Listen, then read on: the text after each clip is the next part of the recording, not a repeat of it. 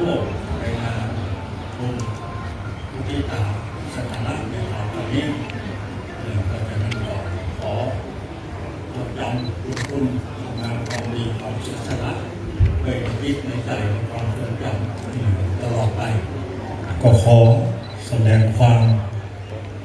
ดีใจกับทานญาติโยมทั้งหลายที่ได้พร้อมใจกันจัดท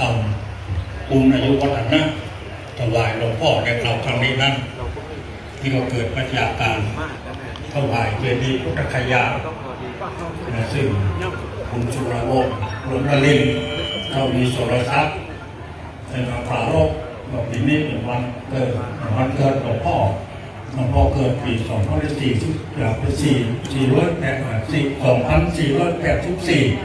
ครบ84 ปีเลยมันตรงกัน2484แล้วผมมา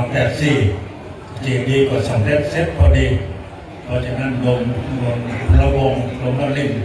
ก็เกิดในช่วงพฤศจิกาเดียวกันจริงๆนะมันครบมันไปเสร็จพฤศจิกาเดี๋ยววันนี้ก็สอบวันสุดท้ายมาทำโปรพันเอกเลื่อนมาเป็นวันที่15เสาร์นี้เพราะฉะนั้นวันนี้ก็มีวันอาลูกศิษย์ลูกหาโดยทางเจ้าคณะอำเภอเป็นเก้า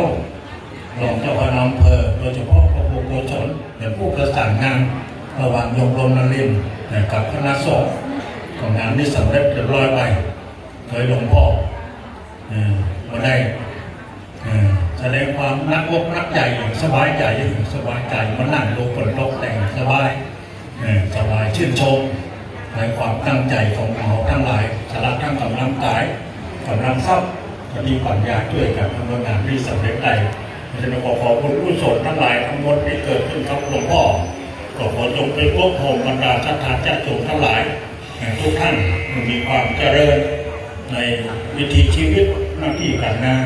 เจริญอายุคนนักสุขภาพปฏิภาณธรรมศาสตร์เดินทุกท่านเดินสา